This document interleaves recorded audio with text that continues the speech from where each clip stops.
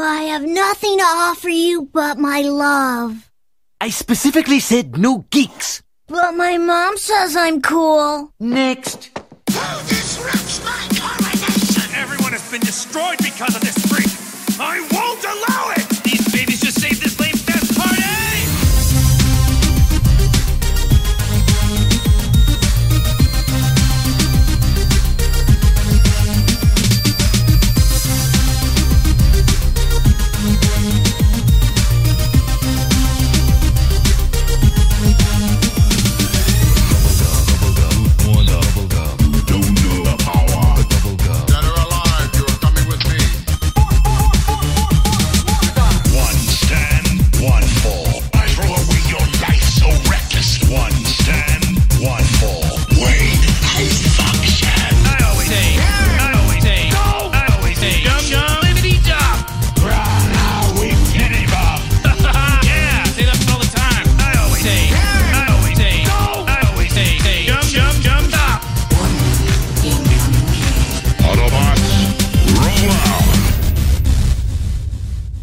What's going on? You are listening to This Week in Geek, otherwise known as TWIG, the flagship of stupidity since 2007. I am, of course, Mike the Birdman, although there's going to be some big news regarding that coming up in just a few seconds. But I'm not alone as I travel back, and holy shit, he's finally fucking back in this empty void. Alex the producer. Well, I was never really gone. I was just gone from active duty. Yeah, so it's nice to have you back here on the show. Doing 3 shows in a row was I wouldn't say demanding, because obviously that's what I'm trained to do. I'm just, pick up, gung-ho, let's rock and roll. Oh yeah, it was fun though to do the show. I did that. Remember, I did that last summer when you weren't feeling so good. Yeah, and I did. Was it 2 or 3 in a row? And it's hard when you're not bouncing off of anybody. Yeah, like it's hard to keep the momentum of conversations up. You always have to be interesting and engaging and talking as if there's somebody there. But as you just mentioned, if there's nobody there, it's a little bit hard.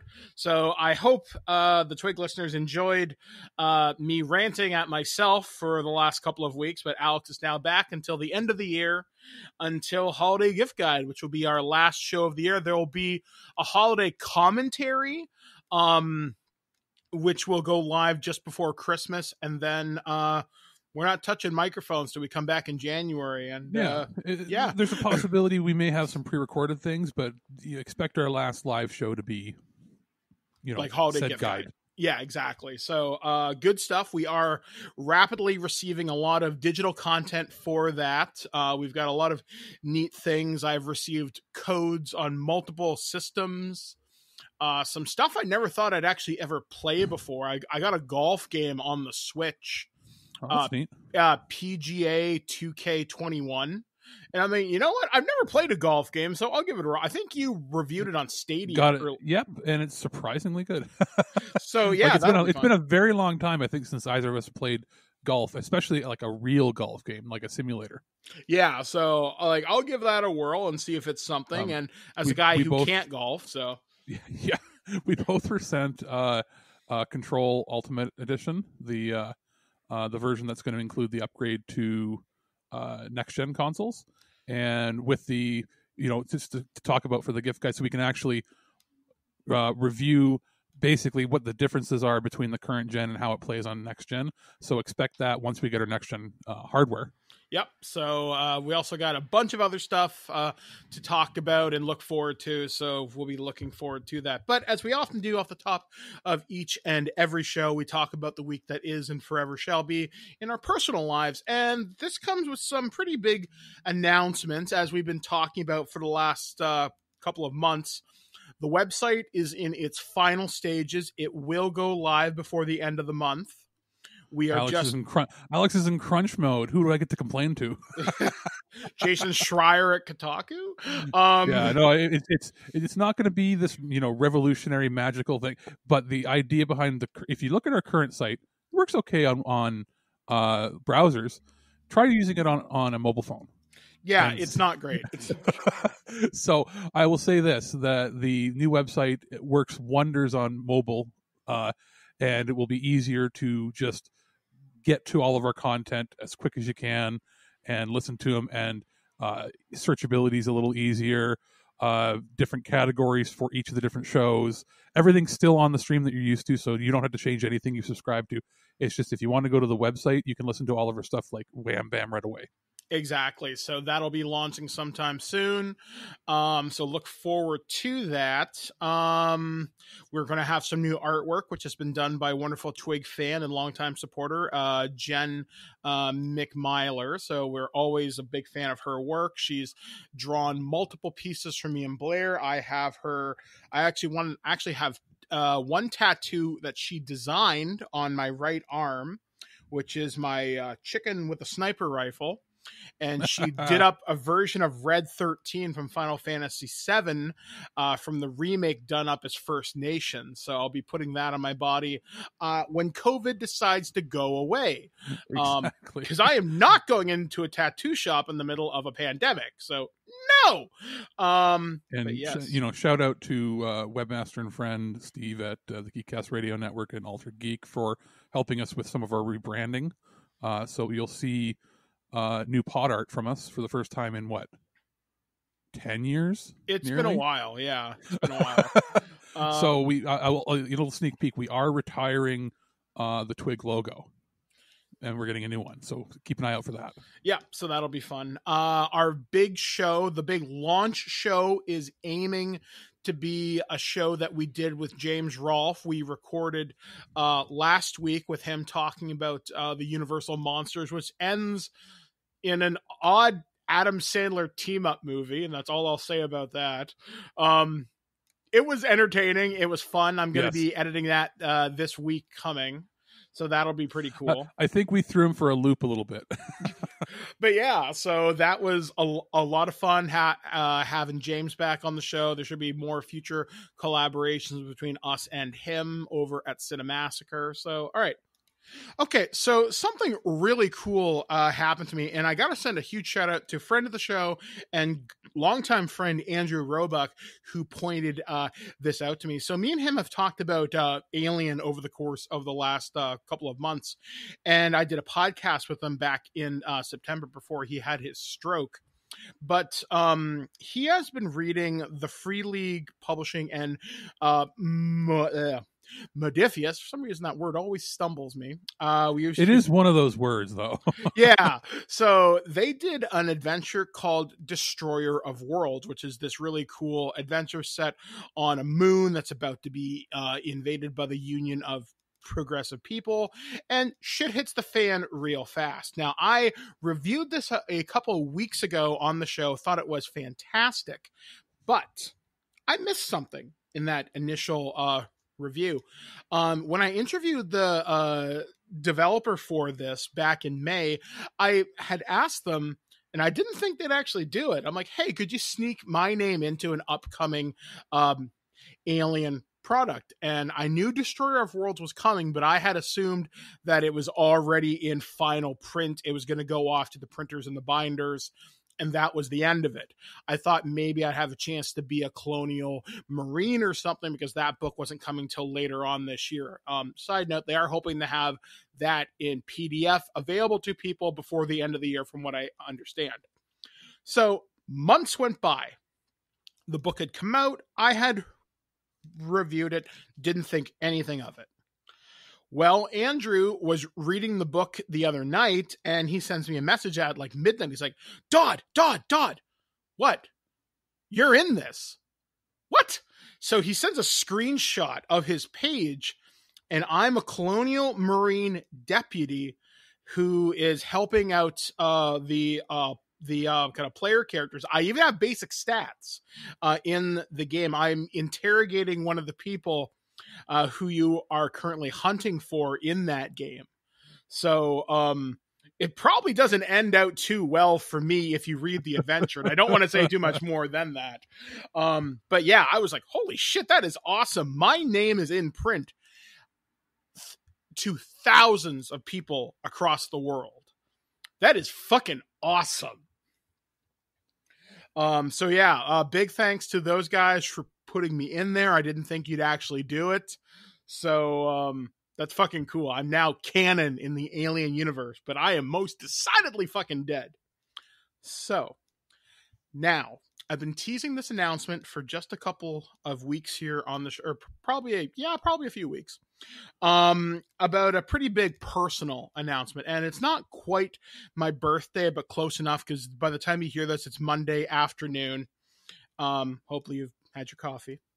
And I wanted to share it with you people, because as you guys know, I've been a fairly open book here on ThisWeekInGeek.net since 2007. I've shared my personal life with you. I've shared my Twitter, my Instagram, and I've had my Facebook open to a vast majority of people for a very, very, very long time. You've gotten to know Mike Dodd as a person, as an individual over that time.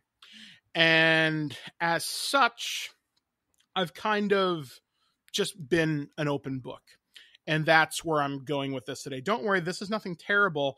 But this past year, something rather big happened with something known as the 60s Scoop. The 60s Scoop, for those of you that don't know, especially if you live in America and around the world, it was a process in which First Nations children were adopted illegally by families in Canada and taken away from their culture, their heritage, and their language. I was one of those kids in 1981. I was given up for adoption by my mother, Kim. Now, whether I was illegally given up or taken, I don't know, because anybody who could tell me that directly has now passed away. But regardless, in the government's eyes, yes, I am a survivor of the 60s Scoop. I was taken away from them, which means by birth, I'm not technically a Dodd, in my eyes anyway. My mother's birth name was Ashkui, Kim Ashkui. And that's the blood name, that's the First Nation side of me, as I still don't know who my real father is. Despite now meeting my half-sister Katie, we haven't been able to figure that out. So, over the last couple of weeks to maybe a month or more, I've been thinking this over, and I've kind of come to this decision. I saw this over the summertime, and I found out that the 60s Scoop and the government will work with you if you want to legally change your name. If you wish to give up your adopted name, you can take back the name you were supposed to be born under. And I'm going to do that. So, what does that mean? It means from here on out, I will be known as Mike Ashkui. But, that being said, Mike Dodd does not go away. Well, what the fuck does that mean? So, Mike Dodd is going to be my brand name. Mike Dodd is going to be my stage name, my performing name, the name that my Twitter and This Week in Geek have always been under. Same with my kind of LinkedIn stuff, because giving up 13 years of branding would be, without putting too fine a point on this, fucking catastrophic and annoying. Also, to be honest, Mike the Birdman Ashkui doesn't roll off the tongue as well. Exactly. So if you know me in my personal life, it's Ashkui. But if you addressed me as it on the street right now, I wouldn't say no to it. So for the foreseeable future, I'm just going to be Dodd online, and in my personal life, you know who I am. But I wanted to be facing forward with you fans. And that means as of this show's posting, I will no longer be taking Facebook requests unless you are family. But Alex and I have fan pages. Like we have one for This Week in Geek. We also have one.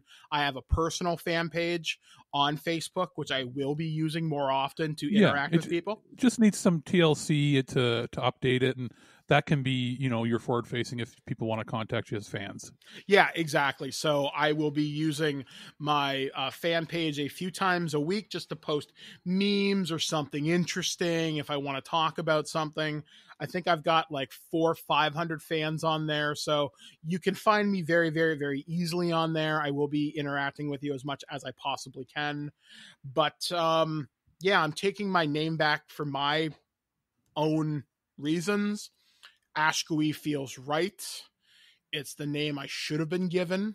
And I'm totally okay with this. I mean, people in 2020, you can reinvent yourself. People have been changing how they feel, how they want to be more authentic and true to who they are as individuals. Like I've known people in the LGBTQ community that have transitioned from one gender to another to feel what's more personal to them. People have changed their names thinking, I don't like the name I was born under. This feels better to me. And I kind of looked at the bravery that they have done, and I'm thinking, you know what? Maybe I can do that too. And I've talked with a few people, and they're like, you know what? If it feels right and feels genuine to you, then go for it. So as of Tuesday, October 20th, I'm going to be Mike Ashqui. Legally, it's going to take some time because the world is on fire and it's not going out anytime soon. So paperwork takes time under the best of conditions. Yeah, so it's going to take some time, but yeah, so Birdman still lives on in the TWIG branding and the fan page, but Ashqui now lives on and is born today. So this is my name day, and I'm excited that I can share it with you, my friends and fans who have stuck with me for the past 13 years. Alex has been privy to this knowledge for a couple of weeks now. My wife's going to change her name at some point when we get, like, again, when the world stops being on fire, we'll deal with the kind of paperwork then. Deal with all the paperwork, the banking, the government, the whole shebang that you got to change. Yeah. Exactly. IDs and all. Yeah. Right now you can't really get new IDs. So yeah, exactly. So I picked a really shitty time to do this, but anyway, so now that I've taken up most of the thunder here, we've been on the air for like 15, 20 minutes here, Alex. So very quickly, what did you do with your 3 weeks? Well, I didn't change my name. Thanks. No, because two people having it at the same time would have been too much. No, but that's honestly, dude, it's fantastic that you've come to that conclusion. As far as me, it's been, I've been playing a game that I can't talk about because the embargo says I can't, as well as mostly just cramming on the website. So, do you like color? Yeah. If yes, then you'll like the new website. Do you like being able to go to the homepage and immediately play the most recent episodes? Then you'll like the new website. Do you like being able to navigate our shows a lot cleaner and clearer? Then you'll like the new website. Ask me about anything else, and I haven't done anything. It's been website stuff. All right. Well, I'm glad. I'm very thankful that you and Steve are working on this. We get to launch with a powerful episode. So it's going to be fun. But speaking of fun, we have a fun-packed episode for you ahead. We have 3 reviews done by me. We're going to be taking a look at Conan, Adventures in an Age Undreamed Of. I think that's the proper title, from Modiphius. That's the RPG based on the 2D20 system. We're also going to be taking a look at the latest Jackbox game on Xbox One. And finally, the sequel to Nickelodeon Kart Racers, which I reviewed about a year and a half, 2 years ago. I think it's a year and a half or so. Yeah, let's see if this one doesn't make me fly into a blind rage. We'll find out. So all that and more right here on ThisWeekInGeek.net. I've been Mike the Birdman, joined with Alex the producer. Let's take a dive in to the lands of Conan. This is the Conan RPG.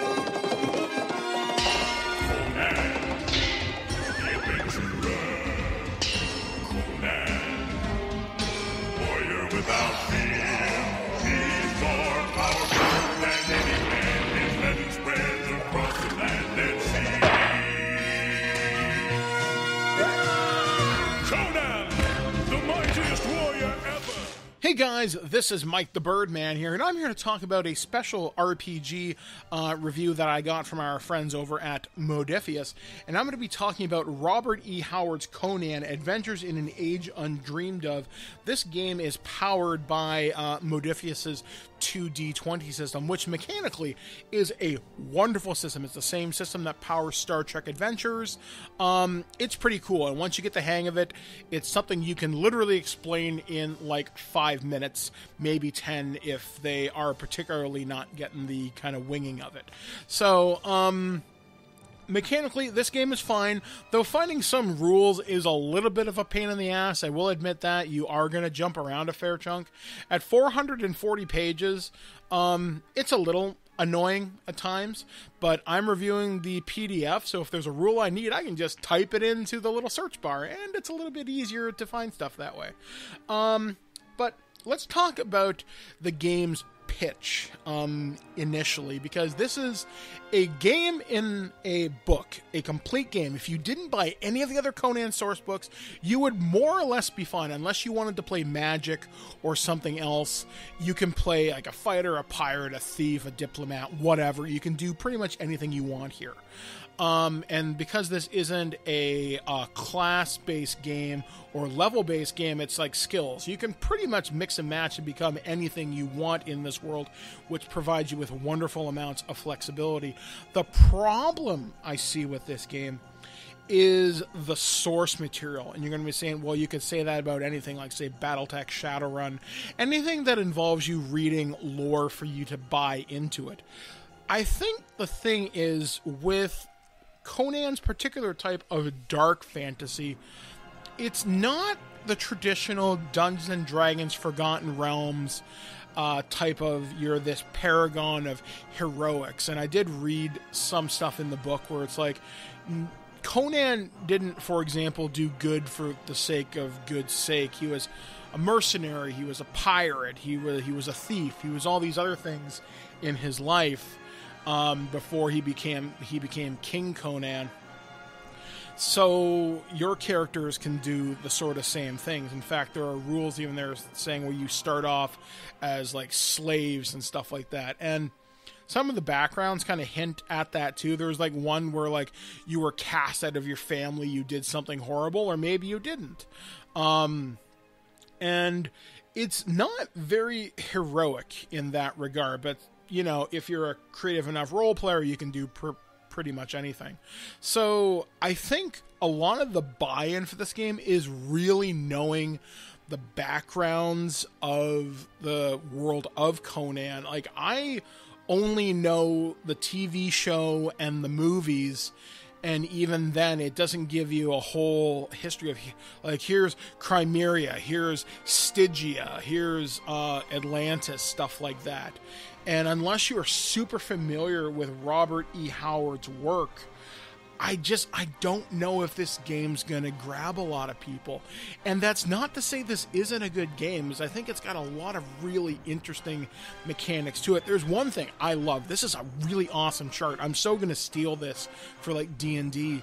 And it talks about downtime where you're just carousing and you're just doing your own thing. They talk about like tax collectors and grave robbers, or charlatans, or you wake up with a mysterious tattoo. And it makes me think of that one D&D adventure. I think it's called something of the Azure Bonds, and you wake up with a weird glowing tattoo or something. Like, there's a lot of neat ideas for adventure hooks in there, and I do think that is pretty neat. Something else I think this game does right is it does give you the world of Conan in a very, very, very detailed section. You're also getting all the big players in Conan, like Conan himself. And there are some RPG books where you don't get the big characters from the show or the movie property. You just get the kind of talk around them, so to speak. So, like I said, you are getting a complete world in a box. But is this the world you want to play in? I don't know. So I think the best way for you to go about this is, before you purchase Robert E. Howard's Conan, is talk to people in your player group. Say, what type of game do you want to play? And you need to see what their level of Conan-ness is, I guess. I mean, dark fantasy can be remarkably fun. It can be brutal and savage and interesting. But I think this requires the right type of game master to run. And I don't know. Like, I want to love it, and I don't. I'm not thrilled. Mechanically, it's fine. It works great. But I don't know about the world, and that really sucks. And I really feel that's a strike against me as a person who's starting to get into swords and sandals and fantasy, as Conan just doesn't grab me. So have I solved the riddle of steel? Maybe. And the answer is, I don't know. So I guess at the end of the day is, before you go out and purchase Robert E. Howard's Conan Adventures in an Age Undreamed Of, have a real conversation with your players and ask them if you're willing to do the work to read up and create really interesting backstories. I think you could really create some fantastic worlds and some role-playing here, but if they're not willing to do it, I think this is a game you can maybe pass on. I've never prayed you before. I have no tongue for it. No one, not even you, will remember if we were good men or bad, why we fought or why we died. All that matters is that two stood against many. That's what's important. Power pleases you, Crom. So grant me one request. Grant me revenge. And if you do not listen, then the hell with you. News on the march! All right, well, welcome back to ThisWeekInGeek.net, otherwise known as TWIG. All right, well, let's start things off to the final frontier. We're going to be talking about Star Trek, and this is not Future Imperfect, if you can believe that. But this story comes courtesy of SuperheroHype.com. Alex Kurtzman says Star Trek shows are planned through 2027. Star Trek Discovery ushered in a bold new era for its namesake franchise when it premiered on CBS All Access in 2017. Christ, it's been that long? Since then, it has given rise to 3 new shows on the platform, with more on the way. The momentum isn't slowing down anytime soon. Alex Kurtzman has revealed that he and his team already have Star Trek's small screen future mapped out. Kurtzman has shared the news while appearing on the Hollywood Reporter's TV's Top 5 podcast. He confessed that the release dates for the upcoming shows are subject to change. Regardless, he explains how the rigorous development process can be. Heather Caden and Aaron Bayers, who work with me at the production company Secret Hideout, we literally just got off a call with the network mapping out with us through 2027. Now, when I say that, it's not like it's set in stone. It's just, here's a plan, here's what we're looking at, here's the different shows that are going to drop. Consider the fact that it takes a year from inception, from starting production to airing. You have to plan that way in advance to get these things done. And you have to stay on top of the zeitgeist to make sure that what you're doing is relevant. So you have to plan so far in advance now in different kinds of ways, like safety and budget, to loose and improvisational, but there's nothing loose and improvisational about it. CBS All Access followed up Discovery with its Star Trek Short Treks anthology series that debuted in 2018. Earlier this year, CBS All Access brought Patrick Stewart back to Starfleet and Star Trek Picard, which has already been renewed for a second season. Secret Hideout also branched out in the animation Star Trek Lower Decks with the upcoming Nickelodeon series Star Trek Prodigy. Additionally, producers are still playing Star Trek Strange New Worlds with a spin-off headline by Michelle Yeoh's Philip Giorgio. Many of these series will debut after CBS All Access rebrands as Paramount Plus next year. The 3rd season of Star Trek Discovery has already premiered on October 15th, and we'll have some thoughts on that in a few weeks on Future Imperfect. Probably polarizing thoughts, I think. Yeah, which is nice for a change, but we'll get into that on the actual show. Yeah, so I guess I'm just going to read this story next because it kind of ties into the previous. Yeah, I'll just give one little thought on the Kurtzman thing. There is, everybody knows I hate him. I think he's a hack. But if they're planning for this doesn't mean anything about the quality of his programs. It means that, and now that Paramount has merged completely, they've reabsorbed CBS into one division. This means that Paramount wants more oversight, but they have confidence in the brand. So that could be exciting. Yeah, like I'm hoping this means we'll get more interesting Trek, because I think Discovery has potential, I think. I think you're in one of two camps right now. If you're, unless you're somebody who's just drank the Kool-Aid and loves it because you're my feels and doesn't, that only watches based on feelings versus thinking.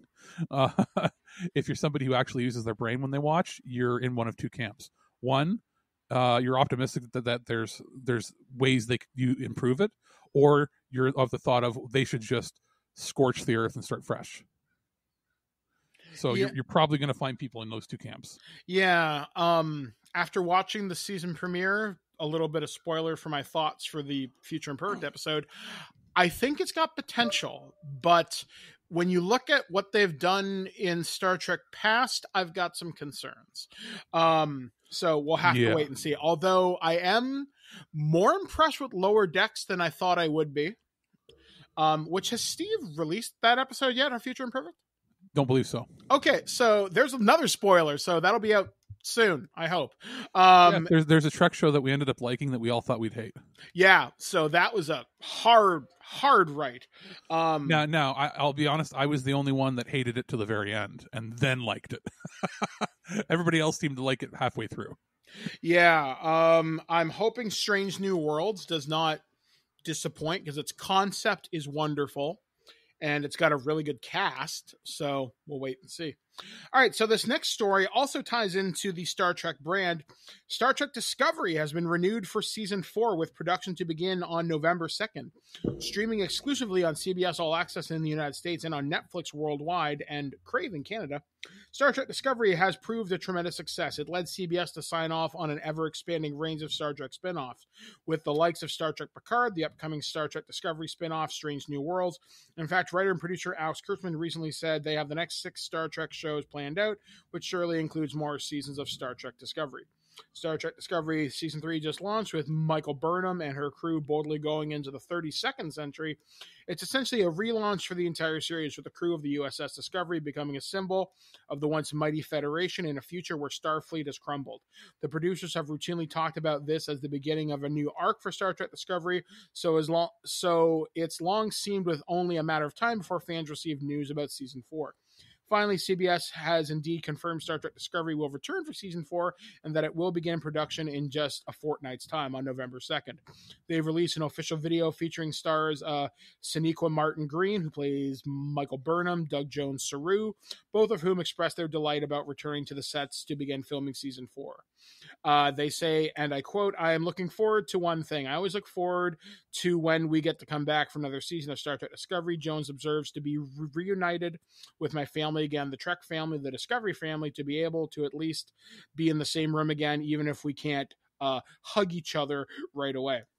The first 2 seasons of Star Trek Discovery have tested the crew's devotion to the ideals of Starfleet, and now they have been transported to a dystopian future where they are considered outdated. "The past is a foreign country," L.P. Hartley famously observed. "They do things differently there." Burnham and her friends are about to learn the same is true of the future as they explore the strange new world they have set foot upon. Star Trek Discovery Season 3 will run for 13 episodes, releasing every Thursday on CBS All Access in the United States and Fridays on Netflix for the rest of the world. The video doesn't give viewers any sense of what to expect, but it does at least confirm Burnham and Saru will both survive this season. Anybody else should be considered fair game, because this mysteriously new future will surely be filled with just as many enemies as friends. They did show a teaser at the end of Star Trek Discovery Episode 1, which I guess shows an arc for the season. Yeah. It looks cool. It does. It can be deceiving. I think the biggest problem that most people have with the show is, other than the people that are hardline, it does not adhere to the Star Trek ideals or canon, which is true. But the people that are mad at it for that reason, the other reason is Star Trek Discovery is not about the ship. Isn't it supposed to be about an ensemble crew? It should just be called Star Trek Michael Burnham. But say, yeah, it's the Michael Burnham show, but I will say this, she's a lot more likable now. Well, the problem with it is she's not a good enough actress to handle the role that they've given her. She comes across as hammy, over the top. It's amateur hour a lot of times. And that's not to say that I'm saying she's a bad actress. I'm saying she's not seasoned enough yet for this role. And there's that there's parts where you're like, oh my God, this is so hokey when she's in it. And again, it's not her fault if you've been cast in a role you're not ready for. It also, we don't see there's a little more discovering happening. It looks like this season. There's not a whole lot of discovery. It was literally just Star Trek, this one person who's not captain, the show. and even more so in that the first episode was just about that person. So I mean, we'll see. Like you said, they teased having the other actors have more to do, which hopefully that's where they pivot towards and making it more of an ensemble thing. But yeah, like it's interesting because when they destroyed the sets, the talk was not just like from speculation, but internal people that I know working in the industry saying that, oh yeah, the show's canceled. The only reason it wasn't canceled is because CBS merged with Paramount, and Paramount's like, we want more. So don't think that Kurtzman was doing a good job enough to get it renewed. Think of it more as we can't let this crash and burn because we're closing down CBS All Access after next year and folding it into Paramount Plus, and they need tons of programming to compete with Peacock and HBO Max. I like the lead actress in this. I've been following her since Walking Dead. No, I like her. I'm just saying she's not strong enough to lead a Star Trek show where it's entirely focused on her. Yeah, she's not as strong as Kate Mulgrew was in Star Trek Voyager, nor does she have the screen presence of someone like Nana Visitor from DS9. But also, were either of those people the focus of 99 to almost 100% of the episodes? I think you could make a case for Janeway, but not all the time. How many episodes where Janeway was like 80% of the screen time? Not as many as Discovery has been. You are absolutely correct. That's what I'm saying. Yeah, like I'm not a huge fan how we don't get as many episodes focused on Stamets or Tilly or Saru, because Saru's interesting. His story is great. Everybody else has a more interesting backstory than she does. But let's not get into that because that's for Future Imperfect. But yeah, like I think Star Trek has a potentially bright future because I think the brand needed this kick in the ass. Yes, if this means like 6 or 7 new shows, means that they can try to not placate, but like play to different audiences. If they can go, fine, you want the Star Trek where it's about diplomacy and thinking and hope and future, let's give you a show about that. And then we'll have our action show over here. Yeah, I mean, it's going to be interesting because now you look at something like, say, Disney Plus, because they're heavily investing in doing Star Wars live action. We've got live action Mandalorian. We've got Star Wars Obi-Wan going on. Star Trek has kind of got the advantage here. They've got the lead, but Mandalorian is more well-loved. So because it was better written. Well, yeah, it was better written. It's not about Disney money. Yeah, well, that's the thing. You look at this, and CBS hired good actors. They didn't hire good writers. So that's the main difference. They had good directors even. They just didn't hire good writers. So, yeah, next story before we get mad. Yeah, next story. Okay, so this is kind of cool, and it kind of follows along the Star Trek or the Star Wars thing I was just mentioning, and this happens from the next town over to us, though Alex's current town. According to Kitchener Today, a popular YouTuber from Waterloo region has created our galaxy's first functioning lightsaber.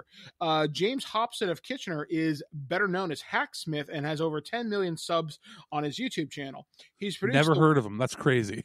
I have, but I didn't know he was local.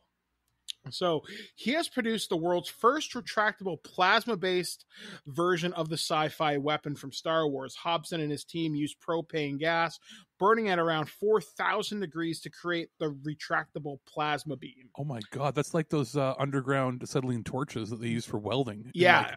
Like pipes and water pipes and all that under like 1,000 feet below. Yeah, it's pretty neat. I watched the video of how they got it set up, and I saw the kind of proto saber, which is before they got it via a computer controlled kind of micro switch, and they had gases and valves, some used in high end glass blowing. I think one of the valves itself was like $1,000. Actually, a guy on my Facebook is like, yeah, this guy comes into my work all the time. I sell him parts for all of his projects. So I'm thinking, wow, that's really fucking cool. Now, if you're thinking right now that, oh, they could use that in the next Star Wars movies, no, you know how dangerous that would be. But you know what? They could use it to make things look more realistic. In not just Star Wars, but in anything that wants like a plasma sword or whatever, because until this guy did this, every single CGI plasma laser saber, whatever you want to call them, had all been done using basic math models and just people creating, in quotes, what they think it would look like. We now know what it actually looks like. And because it's based on propane and propane gas, he figured out by burning different salts and different chemicals within that gas, temporarily he can change the color of the blade. So he's shown blue, green, red, gold, kind of like Rey's at the end of Rise of Skywalker, and white, which is the kind of default for this thing. What they need to do now is stand him up in the middle of a studio with, I don't know, those brand new, what are they, 12K cameras that Blackmagic's putting out, those super high-end cinema cameras. Surround him Matrix style with like 30 of them from different angles, and at super high frame rate, capture him turning it on and off. And from every angle, the computer AI could then map what an actual plasma laser would look like. You can apply that to special effects, in perpetuity. I would love just to get this guy hired on by Disney, and they would send him everything they can think of. I want them to send him a fully prop movie ready version of a stormtrooper. I want him to send him like a battle droid, like kind of mock up and cut it in half. I want them to send him over to J.J. Abrams' house so he can cut his head off. And take out Kurtzman while you're at it, too, just for fun.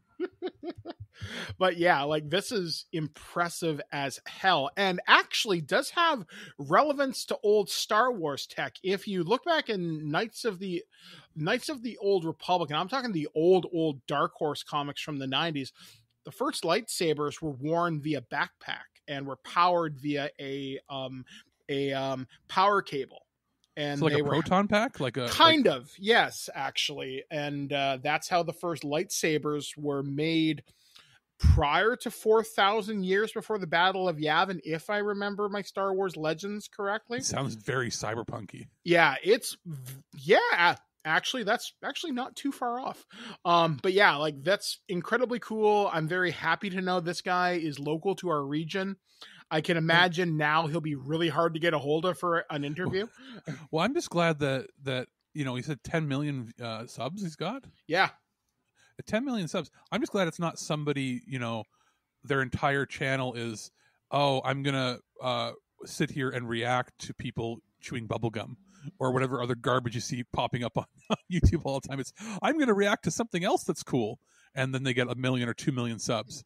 This guy's making stuff. Yeah, like he's made functional power armor. He's rated an Iron Man repulsor. He's done some really cool projects. You just wait. They should pair him up with the guy that's been spotted at LAX with the jetpack.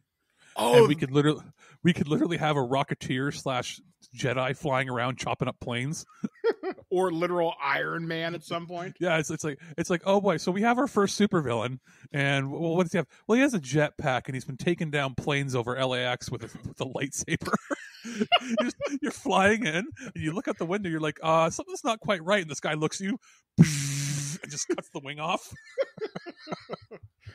Yeah, it's weird, and it's funny. Speaking of the jetpack outlaw, technically he's one of the first modern cryptids, because nobody had. I've seen some shaky video camera footage of him, which is really weird. Somebody was in downtown LA and got footage of him, but you can't see if it's a man or woman. I watched this show called Internet Today, and they were saying, how come the police helicopters haven't seen this guy yet? And then they made a really funny quip, and it made me think about it. One of the comedians and stars of The Mandalorian, and he just hosted an episode of Saturday Night Live recently, Bill Burr, is who I saw locally right before pandemic stuff when he came by.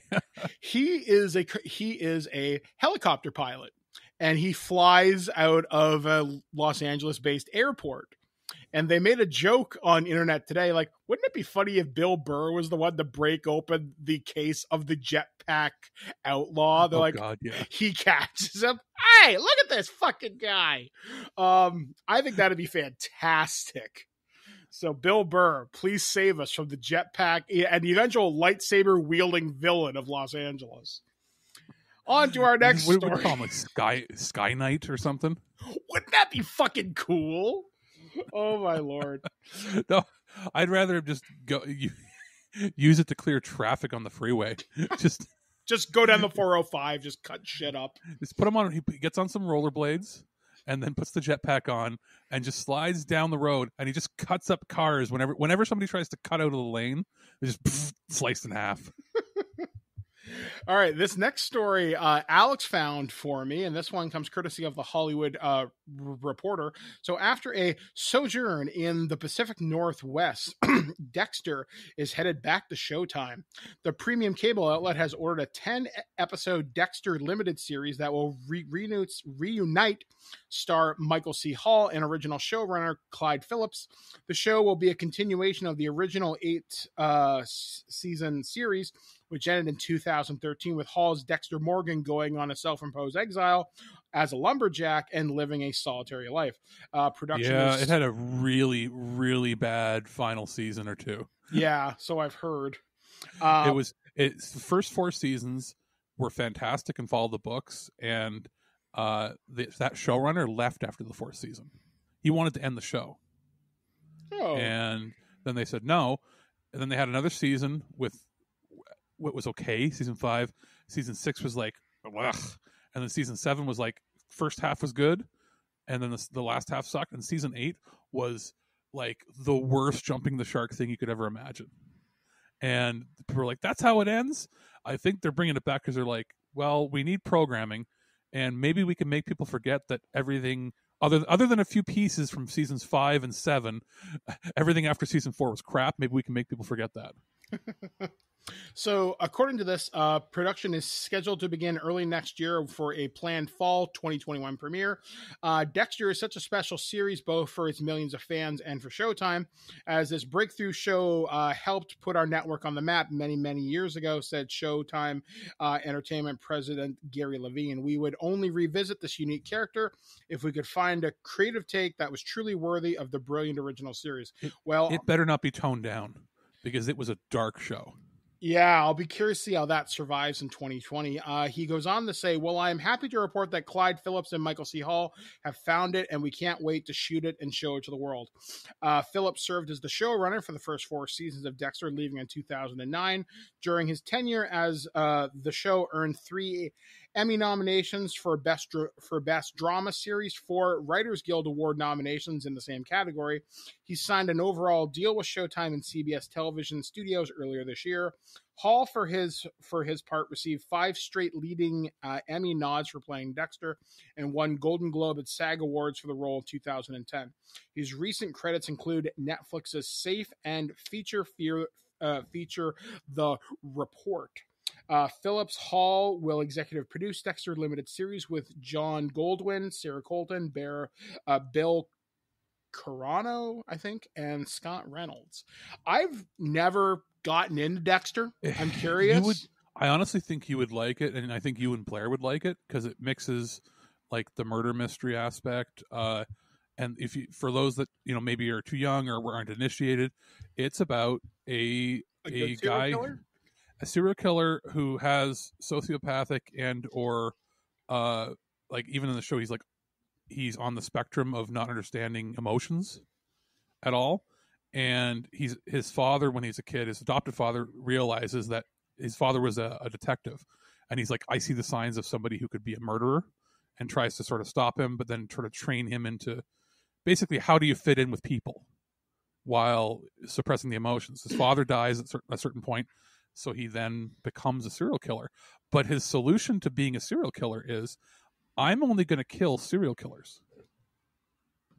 Because the morals that his father instilled in him was, well, I'm getting rid of I am doing what I can't, my compulsion forces me to do, but I'm only going to kill people that kill innocent people, that get away with it.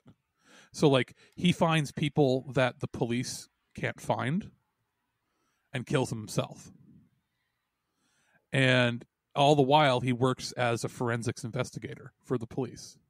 So he'll like follow the trail of like, oh, there's like each season he kills a whole bunch of different people, obviously, but the majority of each season is he's following a larger serial killer each season that's like the police are having trouble finding. So he's doing things like trying to find the person on his own while hindering the police investigation so he can get to him first.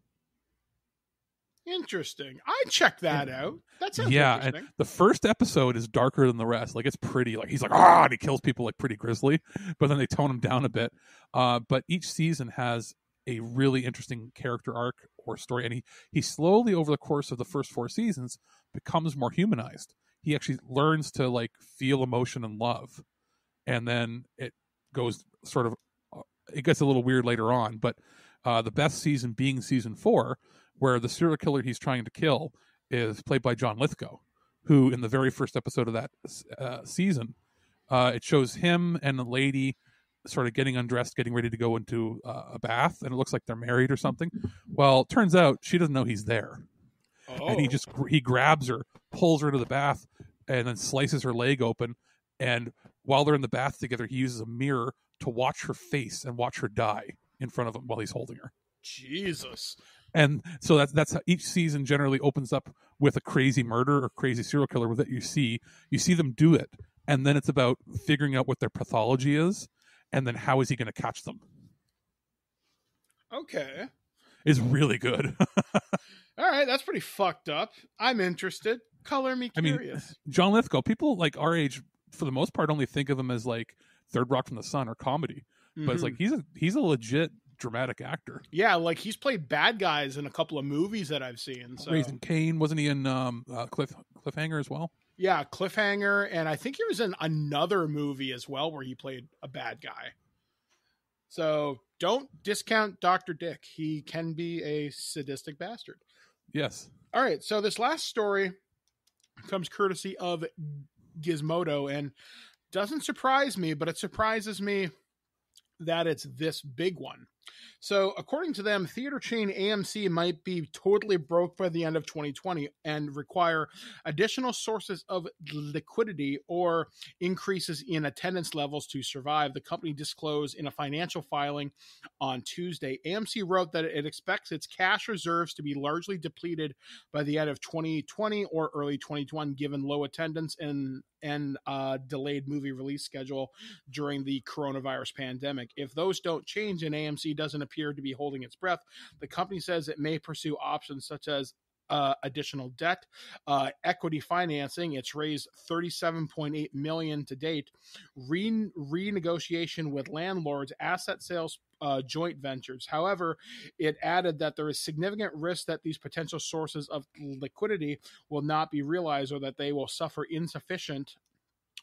be insufficient rather to generate the material amounts of additional liquidity required to keep the company alive until moviegoers return to theaters. AMC reported it had opened some 494 of its 598 theaters in the U.S. as of last Friday, though they are operating at 20 to 40% of capacity. Overall, attendance stood at just 15% of a year prior. The remaining 17% of theaters that remain closed are in states like California and New York, home to some of the company's most productive venues.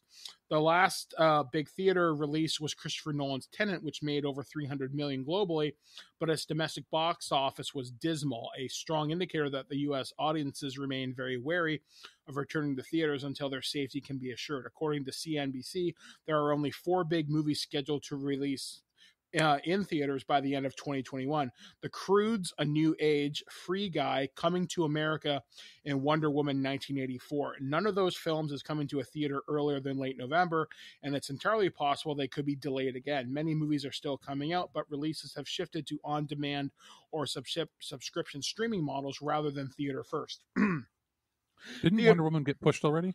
Not yet, not officially. Oh no, it was Black Widow. Yes, it got pushed to May of next year. I know Free Guy is coming, like at least in Canada. They've been pretty hardline about it. According to this, theater chains have been weakened by the demise of Paramount consent decrees, antitrust rules designed to prevent production studios from exerting excess control over how their films are distributed. Scientists anticipate the coming winter will result in ideal conditions for transmission of the coronavirus, which thrives in crowded and poorly ventilated indoor spaces. That means it will likely be a devastating season for the pandemic, with the University of Washington Institute for Health Metrics and Evaluation projecting the current U.S. death toll could surge from around 215,000 as of October 13th to around 395,000 by February 21st. California has allowed some theaters to reopen, but at a slow pace. CNBC separately reported theater operators have pressed New York State to loosen restrictions that have kept all but 2 of its 300 theaters there closed. Movie studios are very likely to delay release schedules indefinitely until that changes. BoxOffice.com chief analyst Sean Robbins told the network that New York City and Los Angeles not only contribute 10 to 15% of box office revenues, but also drive the film industry advertising blitz. Per CNN competitor Regal Cinemas also disclosed it will need fresh funds by early 21 if the winter results in prolonged shutdowns, end quote. Last week it said it will suspend operations nationwide in the US and the UK for the foreseeable future. We are like a grocery shop that doesn't have any vegetables, fruit, or meat. Mookie Greidiger, that's a weird name, CEO of Regal owner Cineworld told the Wall Street Journal, "We cannot operate for a long time without a product." Cinemark, the world's 3rd largest theater chain, said it also plans to remain open with strict safety precautions in place. Around 80% of its theaters remain operating. It also said its cash balance of $525 million as of July 31st, with a burn rate of almost $50 million a month, gives it room to coast well into 2021 without hitting a wall. Theaters are going to have to realize you're on life support. The American ones especially, because up here nothing has closed. Tenet's still in theaters. Like when I saw the movies in the end of August, when it was sort of the ideal time to go before this, like between waves. Yeah, second wave. Yeah, and I saw 3 movies over the course of 2 days. I was like, I'm going to get this done because I wasn't sure what the market was going to be like now. And our theaters are still fine there, but the movies that I saw in August are still in theaters here. Like normally you'd have like Tenet might be in theaters for 5 weeks. Mm-hmm. But it's looking like it's going to be in theaters until like January. I'm actually just going to look right now. If you go to Cineplex.com right now, which is the big theater chain in Canada, everything between now and the end of the week, buy one, get one free admission, which that seems like a terrible fucking idea to me. Let's pack more people in there. They're doing the same thing with Landmark, but what they should do, which is our second biggest chain, a smarter move would be buy one now, get a second admission for another time for free. Mm-hmm. Because that way, they're not encouraging multiple people to show up at once. Yeah, I can't see what my local theater is showing. For some reason, I just can't. Oh, no, wait. The movies that are out right now, I have heard of one of them, and I know you can get it via on demand. That's The War with Grandpa. You get Honest Thief with Liam Neeson, who just stars in these action movies. Which I would totally see, and it's been on my list of things I wanted to watch, but I'm not going now. There's also 100% Wolf. I never heard of this one. Two Hearts, never heard of it, and then it's just a bunch of older movies. They're showing Unhinged at Landmark, which is the movie we saw. That movie was fucking great. I would like to see it. Now here's what Landmark's showing: Harry Potter, Goblet of Fire, Okay. Exorcist Director's Cut, Nightmare on Elm Street, Casper, Honest Thief in regular and IMAX, War with Grandpa, Possessor Uncut, which is I think it's Brandon Cronenberg. It's Cronenberg's son's movie. So they're getting that for their Canadian content. Then Tenet in IMAX and regular. They're still showing New Mutants. That's life support right there. Oh, yeah. SpongeBob the movie, the third one. Unhinged. Coco. Scream. Nightmare Before Christmas. Hocus Pocus. And Beetlejuice. Like, 2020 is a write-off for movies. I really think that these movies or these big studios, they should take a movie they're a little unsure on. Like in Disney's case, we didn't get a Black Widow movie until this year, and it was a property that they always had the least amount of faith in for whatever reason. Put that out on demand, and I guarantee you it would make more money than fucking Mulan, because who cares? Yeah. Well, I should mention Marvel. all those old movies I was talking about, like the horror ones and all that. They're like $5, aren't they? Yes, so that's at least a good deal. But they are doing a big push. I looked at usually my local theater, like the Apollo Cinema, which is the art house one that I go to. Mm-hmm. They're the ones that get all the documentaries. Well, Cineplex isn't doing much because Cineplex is owned by Regal, or tentatively owned by Regal, but they're in a lawsuit against each other because Cineplex lied about their finances. But Landmark is showing more things. They're going to be showing I Am Greta, the Greta Thunberg documentary. Mm-hmm. You know, the girl that was, the little girl who was the How Dare You. Yeah. The How Dare You girl. They're also going to be showing more Chinese films and like international films. What else do they have coming? Documentaries, more Canadian films. A lot of these things that would have gone VOD, they're getting them day one. So I guess for a small filmmaker who isn't going to get more than maybe 50 people to go see their movie, you're probably only going to get 10 people per screen. For them, it's almost like the pandemic is like good. It might be getting these indie films more exposure because the theater can't risk dealing with paying a licensing fee or paying whatever fee to the big companies try to get their films, especially if they're not being fed those films.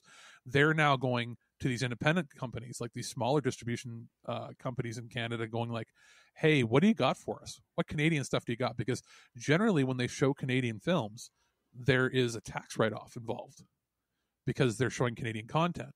So it might be a boon to the independent cinema industry.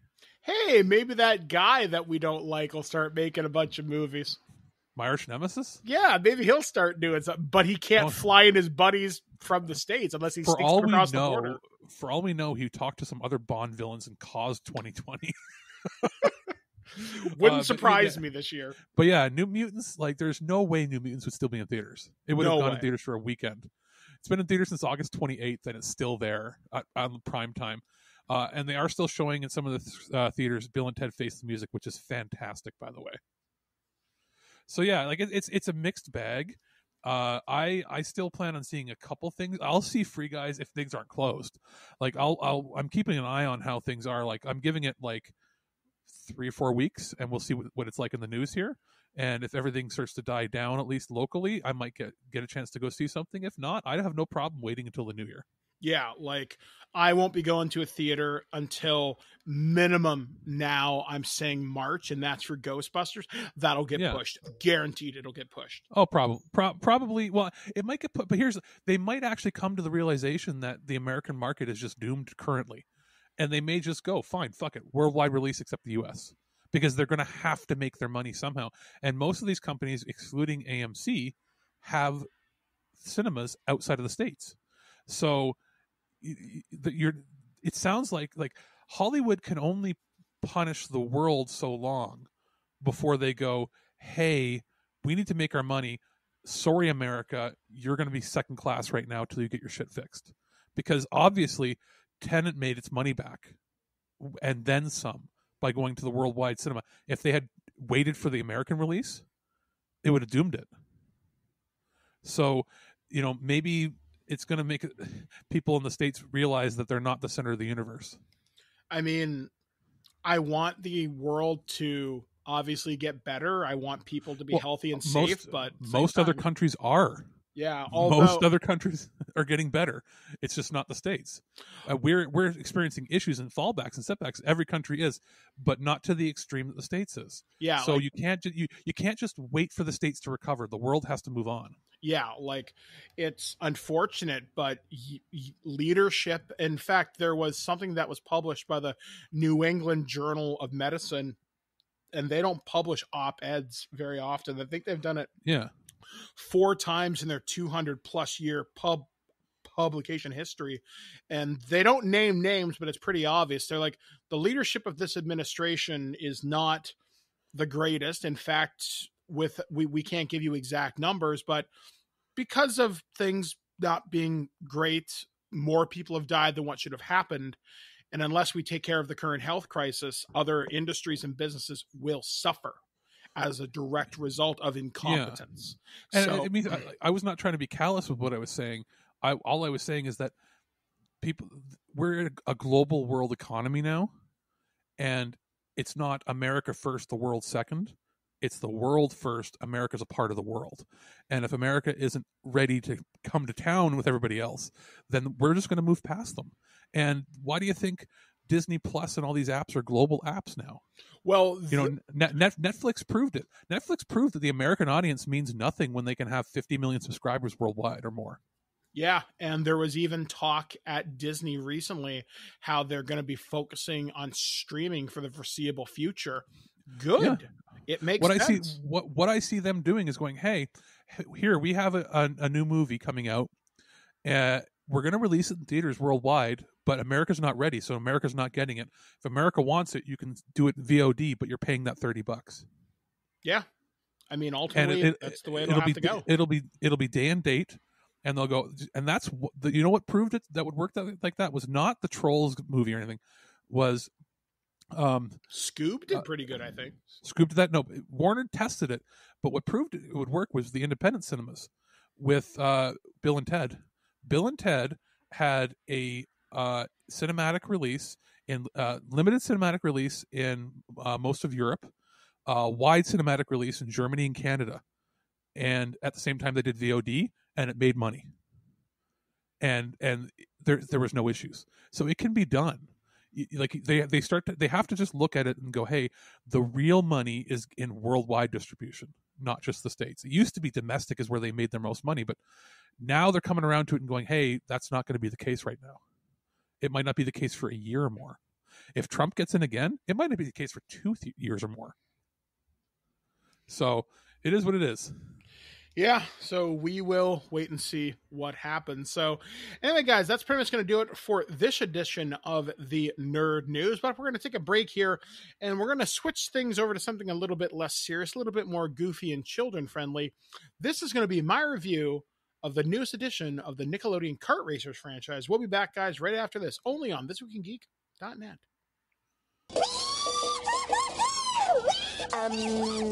Is it supposed to be stupid? It's not stupid. It's advanced. Hey guys, this is Mike the Birdman, and I'm here to take a look at yet another edition in the Nickelodeon Kart Racers series.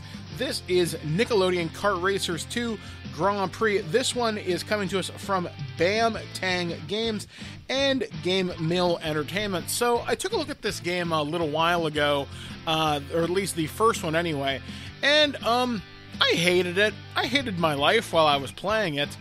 So I didn't exactly hold out a whole lot of hope for this one, but I must say I was surprisingly rewarded with this one. I didn't expect this game to be as good as it was, and I've always been looking for more games to fill out my Nintendo Switch catalog. It's the system that I use the least, but it's the one that I want to love the most. So I decided to ask for a review copy of this game, and I gotta say, as I just mentioned, very pleasantly surprised. So what does this game do right that the other one didn't? Well, first off, it gives you a hell of a lot more racers. You get 30 racers here from across various different franchises. You get the Ninja Turtles, you get SpongeBob, you get characters from Rugrats, but you're also getting characters from like Rocko's Modern Life, Invader Zim, Ren and Stimpy would surprise me, Avatar The Last Airbender, The Legend of Korra, Danny Phantom,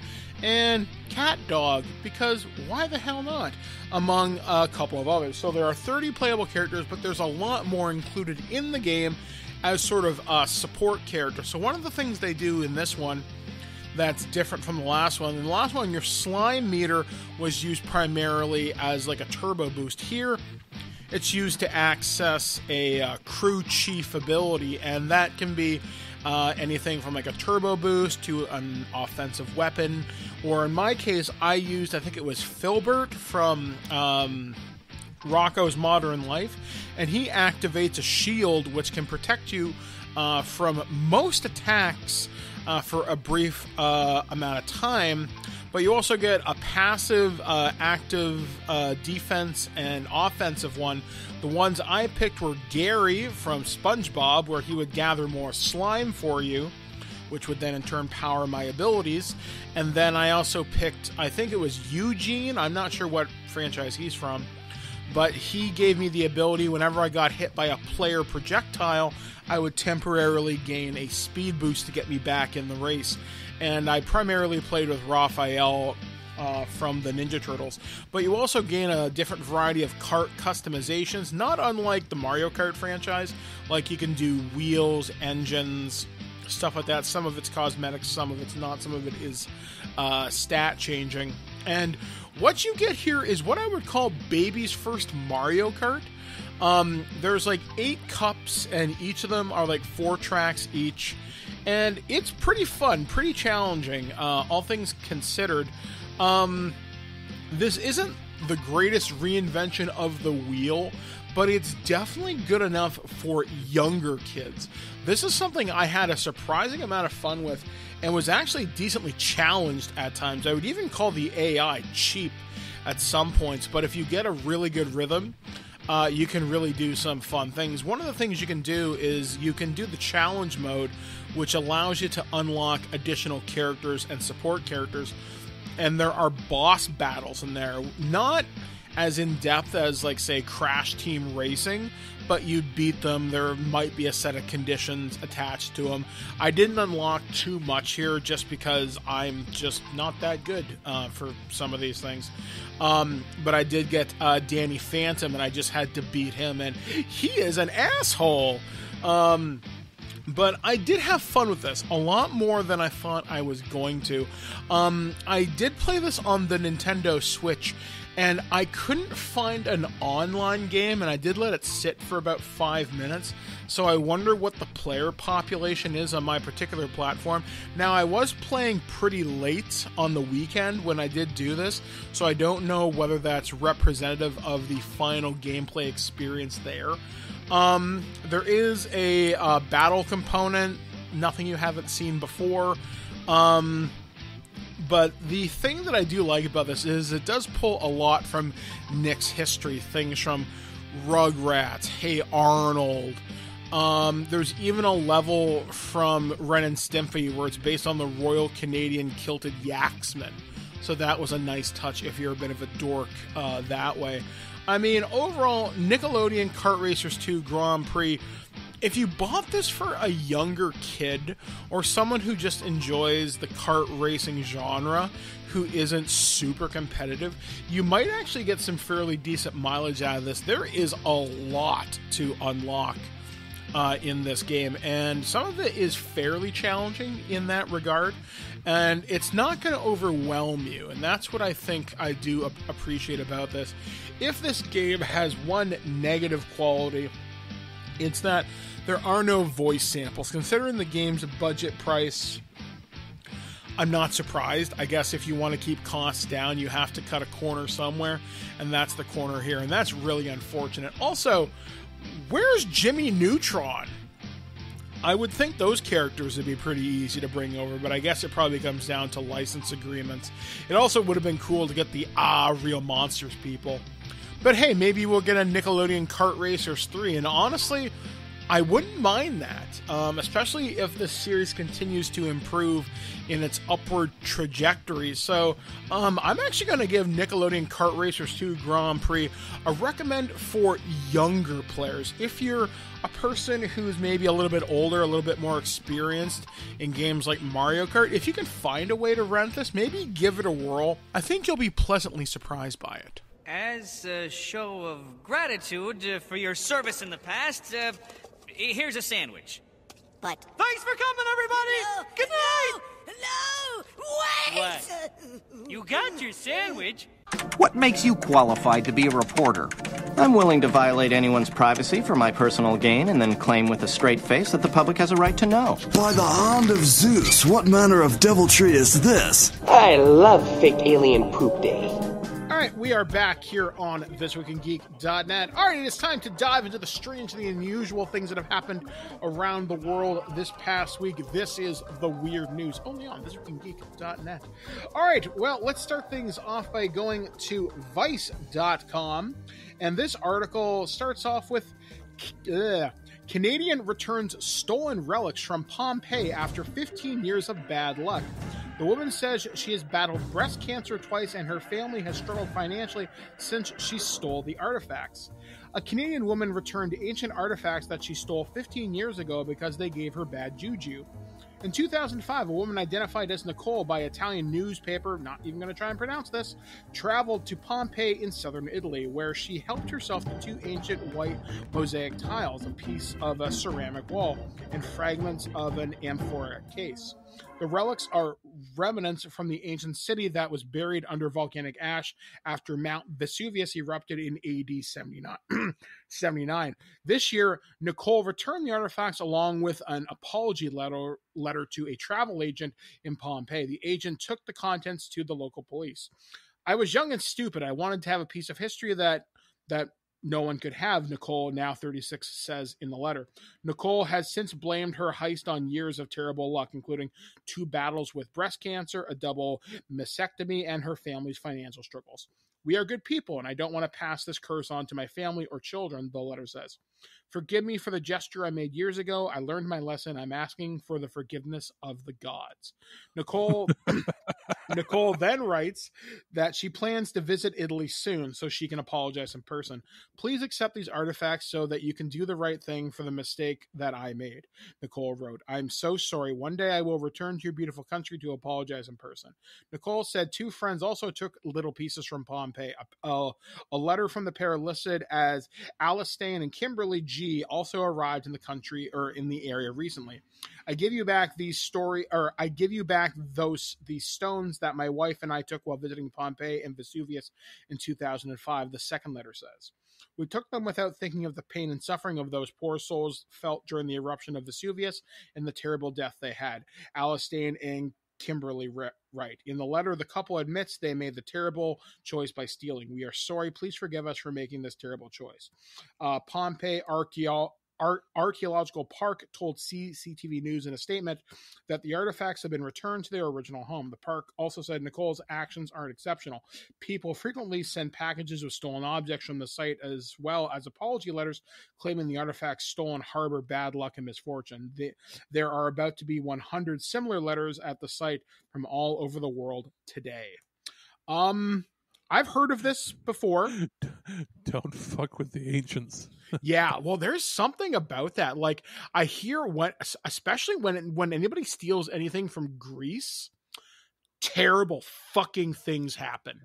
Greece and ancient Italy, anything in the Mediterranean from circa 5000 BC to like 1080, dangerous, spooky shit happens. Yeah, like it's there's about a 3,000 or 4,000 year period where you don't fuck with shit. Same with Egypt. Yeah, exactly. Like, you don't fuck with the ancient world, and you don't hear as much coming out of like ancient England or medieval England, but it's always the ancient world, though. A lot of it is burnt down. Well, ancient England, no. Wales and Ireland. You get Scotland, castles.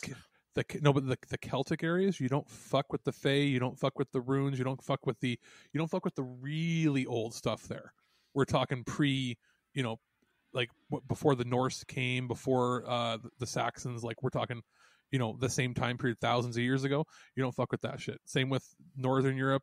You don't fuck with anything from like 2,000 years ago, or it messes you up.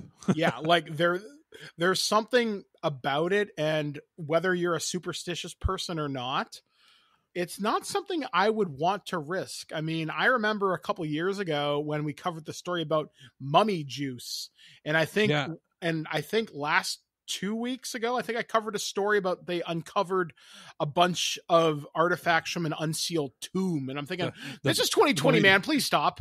The mummy juice that they were going to test in a lab. And then wasn't the number one Reddit comment was, I'll pay somebody $5 to take a sip.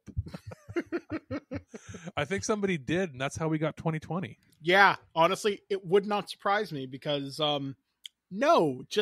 There was another story that I read recently where like, hey, we found some new and exciting animals deep in the Antarctic ice. You know who else hangs out there? Cthulhu. So no, please stop. Do you know what else? You know who else found stuff up in the ice up there? Was it the Norwegian or Swedish research team?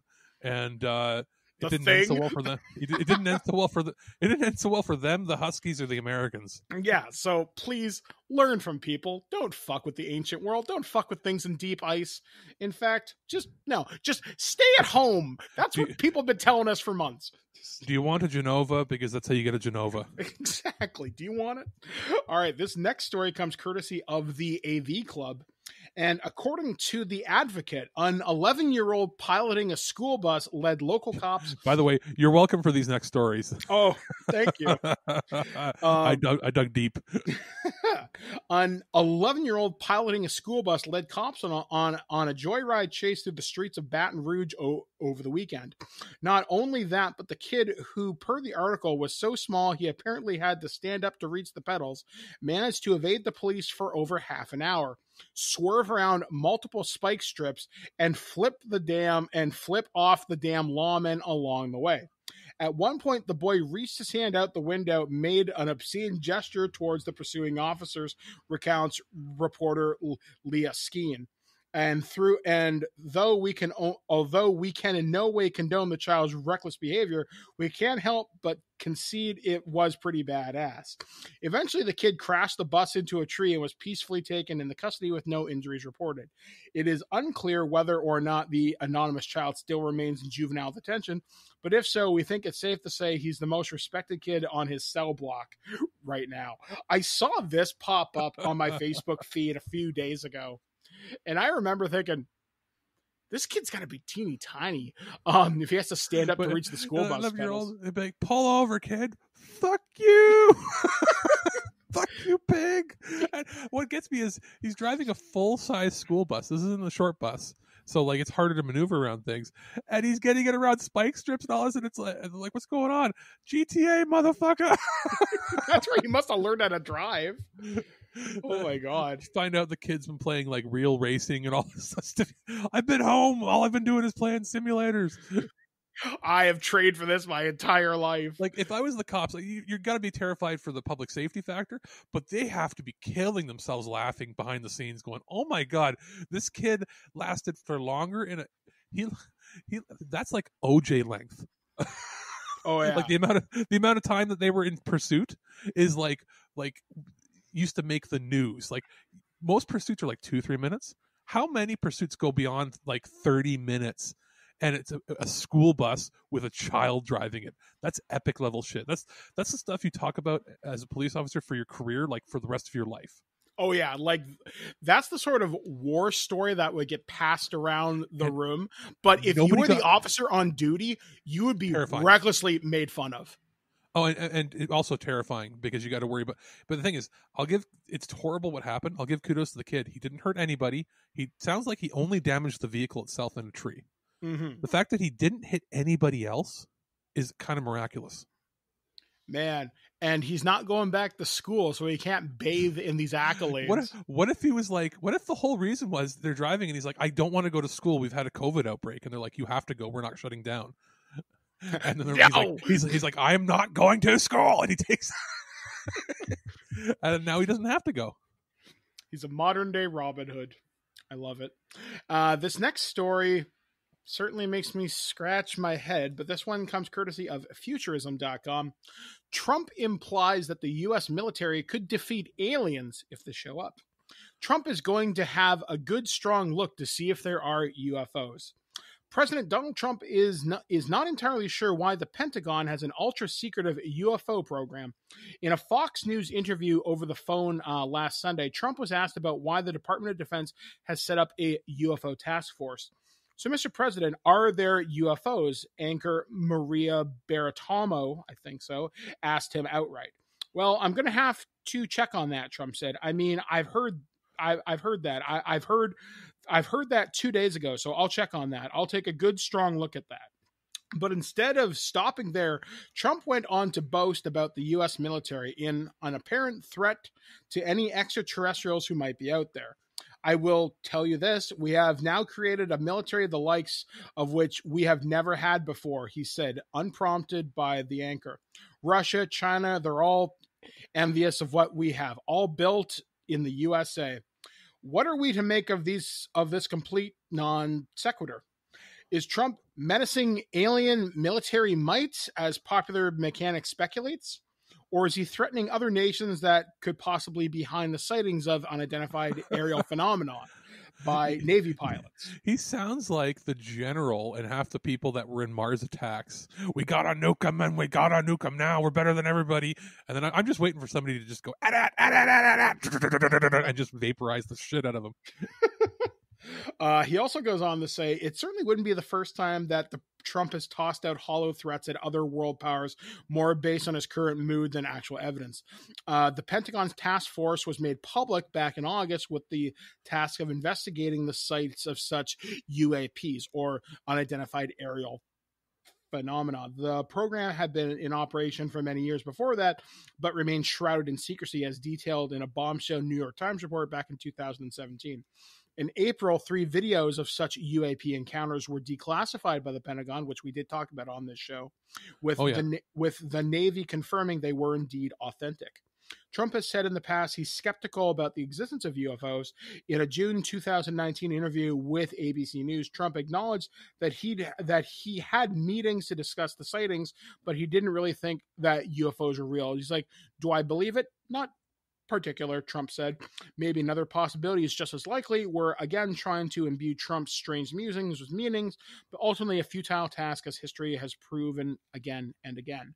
Now, let's just speculate for a moment. Do you know what the simple answer that a sane, rational leader would say to all those is, well, we are here because we want to have every contingency and every possible outcome planned for, and if we've got this large budget that we have for defense, we may as well cover all avenues. That if that means setting aside some money to investigate extraterrestrial life, I think as president we would want to do that. Blah blah blah. That's it. That's all he has to say. Is like, we could blow them up real good. There's something, I think it's almost, this will be me putting on my tinfoil hat for just a moment.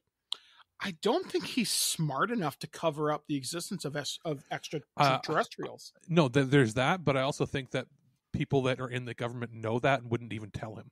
Yeah, like if there are aliens, they're not telling him. There's no way he's been the secret briefing. No. I severely doubt that there's like that kind of intelligent life, but I'm willing to believe that even if there was something that was even remotely like, they're like, hey, this is, we don't know what this is, they wouldn't even tell him because they would think he would blurt it out and make it out something that it's not.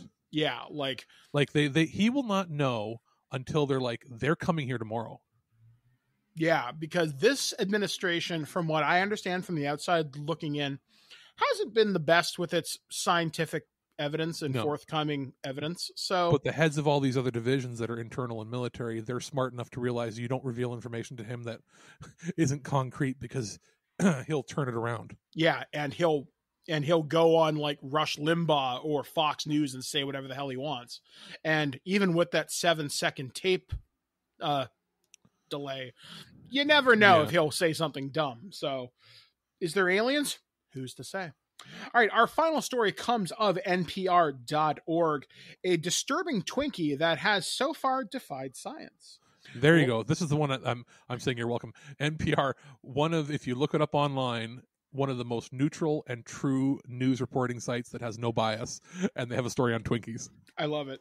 So according to this, last week, Craving Sweets Colin Purrington remembered Twinkies. He purchased them back in 2012 for sentimental reasons when he'd heard Hostess's Brands was going bankrupt and Twinkies might disappear forever. When there's no desserts in the house, you get desperate, says Purrington, who went down to the basement and retrieved an old box of snack cakes, fully intending to enjoy several. He busted out the Twinkies instead of waiting a couple more years, in part because he was just so bored with the pandemic. It's terrible, but it's mind-numbing after a while.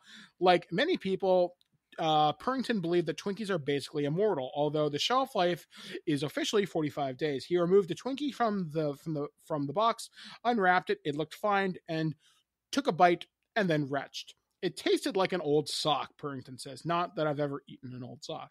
That's when he examined the other Twinkies. Two looked weird. One had a dark color blemish the size of a quarter. The other Twinkies were completely transformed. It was gray, shrunken, and wrinkly. It looked like a dried morel mushroom. He posted the photos to Twitter, which caught the attention of two scientists, Brian Lovett and Matt Casson, who studied fungi at West Virginia University in Morgantown. Matt is going to want that Twinkie, thought Lovett, the instant he saw the mummified one. That's because in the past, their lab has tested how well molds grow in Peeps, the classic Easter treat. Fungi actually found it difficult to survive on Peeps because of the food's low water content. In a way, they're kind of like an extreme environment, right? Casson notes. The food industry has crafted the ability to make foods that have a long shelf life. Still, Casson said fungi are everywhere, and they have an amazing set of chemical tools that let them break down all kinds of substances. You find fungi growing on jet fuel, he says. The researchers immediately thought some kind of fungus was involved in attacking the 8-year-old Twinkies because they've studied fungi that kill insects and dry them out in a similar way. Plus, the reddish blotch on the one Twinkie seemed to have a growth pattern that's typical of fungi. They reached out to Purrington, who was only too happy to mail them the Twinkies immediately. Science is a collaborative sport, he says. If someone can take this and figure out what was actually growing, I'm all in. I really want to know what species was eating my Twinkies. The Twinkies arrived at the lab, and the researchers got to work. They noticed the wrapping on the mummified Twinkie seemed to be sucked inward, suggesting the fungi got in before the package was sealed. And while the fungus was consuming the Twinkie, it was using up more oxygen than it was putting out. You end up with a vacuum, Lovett says, and very well that vacuum may have halted the fungus's ability to continue to grow. We have just the snapshot of what we sent, but who knows if this process occurred 5 years ago and we only just noticed now. Sorry, but that brings up questions as to the quality control of the Twinkies you currently eat. Well, if the fungus got in before it was packaged, I could believe it being just a natural airborne fungus that doesn't normally develop over this long a time period. Well, yeah, or during the shelf life, if you ate it and pooped it out, it wouldn't do anything. He says this, the scientist Lovett, he says, Lovett had expected a horrific smell to hit them when they opened the snack cakes. I thought the smell would possibly kill one of us because of the mummification. There really was no smell at all, he says, which was really a pleasant surprise. A quick examination with a magnifying scope revealed fungal spectorum or sportolium on both the marred and mummified Twinkies, again suggesting the involvement of fungi. The researchers used bone marrow biopsy tool to drill through the tough outer layer of the gray mummified Twinkie. We hit the marrow of the Twinkie and quickly realized there was still some cream filling inside, Casson says. Hitting the soft interior was unexpected. They thought it would be hard all the way through. It seems that the fungus was more interested in the cake on the outside than the filling on the inside, Lovett says. So it's still good. Num, num, num, num. Pay you $5. $5. No, dude, $5 is for the mummy juice. I'll pay a toonie. Okay. They first put their little Twinkie samples in lab dishes with nutrients commonly used to grow fungi. Their scientific control was bits of an asymptomatic Twinkie from the same box. From the Twinkie marked with just a dark circle of the mold, they were able to grow a species of Cladosporum, Cladosporium is one of the most common airborne indoor moles worldwide, Katzen said, who cautions they haven't done an RNA or a DNA analysis to confirm the species. So far, however, no fungi have grown from the sample taken out of the mummified Twinkie. It may be that we don't have any living spores despite this wonderful, rare event we've witnessed, Lovett says. Spores certainly die, and depending on the fungus, they can die very quickly. They're not giving up, though. They'll fill lab dishes with all kinds of sweet concoctions to try and coax something back to life from the mysterious Twinkie mummy. We enjoy the challenge of trying to culture fungi. Do we need zombie Twinkies? Do we really need that? It's so weird. I'm actually looking at some of the pictures that they've posted because I've posted some of these to Twitter. It looks like a cookie that you cut in half. It's so weird.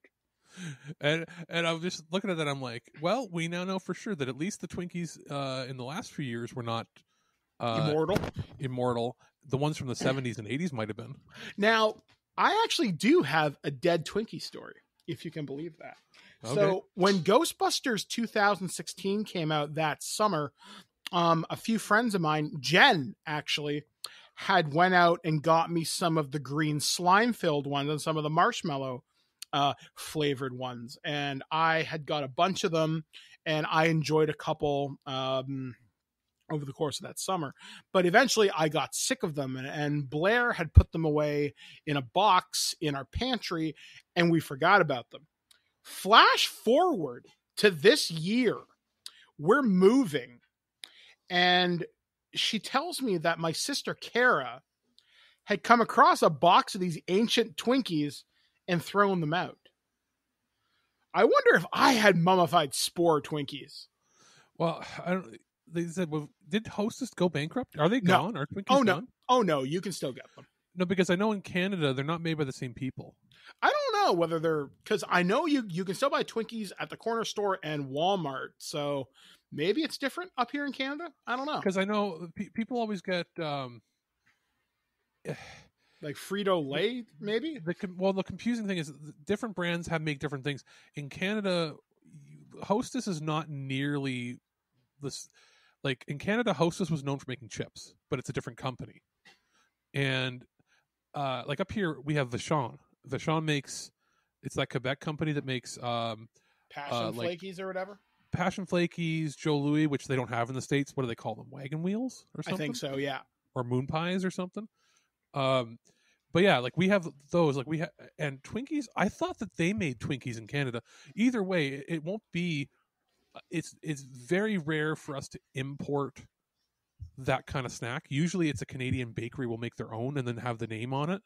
So there could be different recipes based on where they're from. So our Twinkies might last longer or less than them because generally in Canada we have more laws against certain preservatives. So I would assume ours wouldn't last as long.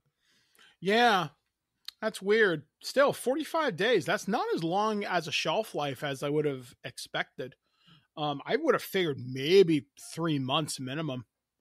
So, who knew?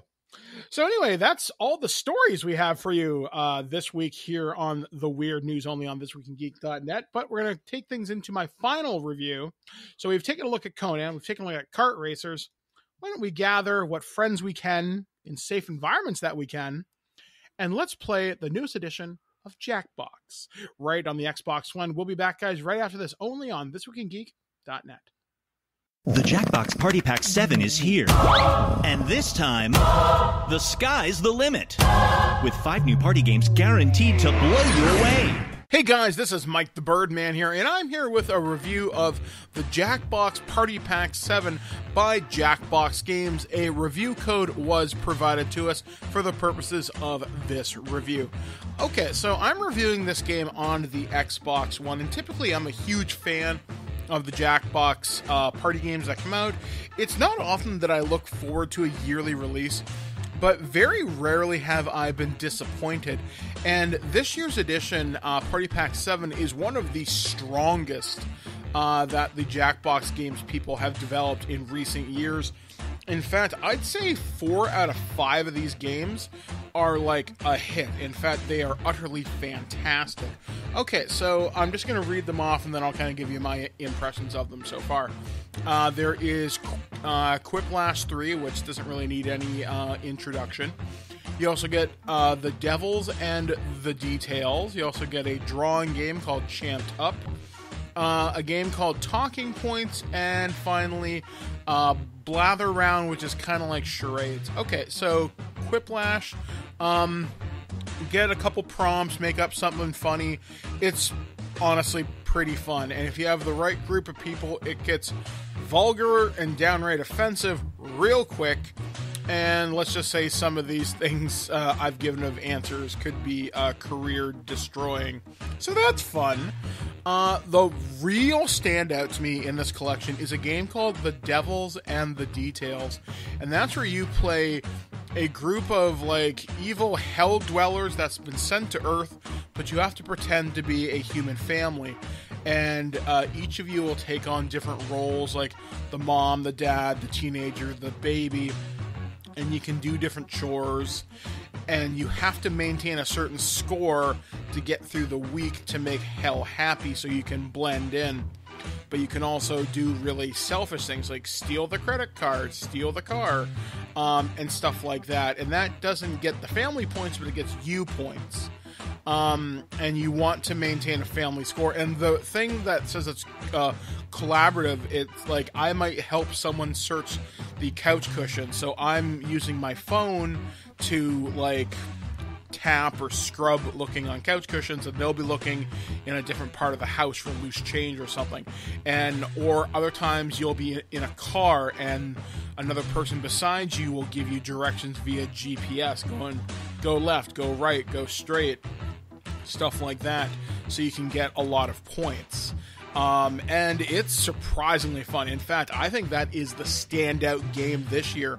If you have the right group of people and the right number of people, this could be really, really chaotic, but it could be incredibly fun too. I played it with 3 people, and I had a blast with it. Like, it was a lot of fun. Probably haven't had that much fun with the Jackbox game since probably the Rat Battle game. I was really, really surprised at how well this game was designed. The next one, I think, has potential, but I think a lot of it lies on you having artistic talent, and that's Champed Up. And basically, you create, like, a Pokemon would be the best way to describe it. You create a champion, and then you fight against somebody else. Let's just say there was a lot of poop monsters with this particular version when I was fighting my wife and my friend Liam. And it might be like, what is the champion of former child stars? And how would this person win? And then like you can tag in another character that you draw. Again, I find the drawing games are vastly dependent upon artistic talent. It doesn't seem as fun as TKO, for example, where like you could create prompts and funny sayings and stuff like that. This one's more dependent upon artistic ability and whatever prompts the game gives you. Could be fun, but The next game is the one I liked the least, but this could be amazing if you had a group of people who are really good at improv. Like if you had literally improvisational comedians in your friend group, this could be really good. And this game is called Talking Points. It's basically give a TED Talk. You would create like the title of your talk. You create like one or two different things you would say during it. And then an assistant out of your friends will put up a random slide, and then you have to work that into your talk, and people can rate you on how you speak. And it could be funny, but unless you have a group of really extroverted people, this one felt like kind of a dud to me because it's so highly specialized. Finally, the game that we didn't like it the first time around, but once we got a few more rounds under our belts, this one became a lot more fun. And it's sort of like verbal charades, and it's called Blather Round. And you might get a prompt like Taylor Swift or Danny DeVito or the Louvre, and you have to use the words that they give you and people can guess it, and then if they say certain words, you can say, yes, it's like a place, yes, it's like a thing, yes, it's French. And the more of these you can integrate into a sentence, the closer they get to guessing it, and then you both get points. Some of these were pretty ridiculous, but it was fun, especially with the right group of people. This one, we actually solved really quickly some of the prompts. I remember the one we got was for the movie Carrie, and I was surprised we were able to come up with that. We also solved the Magic School Bus was one of the prompts too. So for the most part, game-wise, a 4 out of 5 ain't bad. Something to note here is some of these games are very Twitch-friendly. There actually is like certain options in the game's menus where they're like, only allow people that have Twitch, or there's mod tools built in, or hide the password screen, stuff like that. So if you want to stream these games on a service like Twitch, it does have tools built in for you. There's even family-friendly filters on some of the games, and I think it's on Quiplash, you can submit user-generated content so you can keep some of these prompts fresh and make them a little bit more inventive and whatnot. Obviously, I don't think they'll be voiced, but there are some pretty cool things. I didn't play around with the create your content in Quiplash, but I could see that being fun. There are a bunch of featured ones coming from Jackbox themselves, which was pretty interesting. So this was a very solid year in terms of Jackbox. In fact, I definitely enjoyed this more than last year's. In fact, last year's was so unmemorable as I can't remember much of it at all, which is unfortunate. But Jackbox Party Pack 7 is a winner, and for $37 Canadian, that's how much it is right now on the Xbox store and on the Nintendo Switch store. Those are the two locations that I looked. This is very, very, very worth it. And the fact that it does have tools built into Twitch that you could like stream this, I think there's a lot of possibilities there. But yeah, this is a solid winner. Obviously, it's more fun when all of you are in the same room doing this, but with the wonderfulness of technology, you don't necessarily have to do that.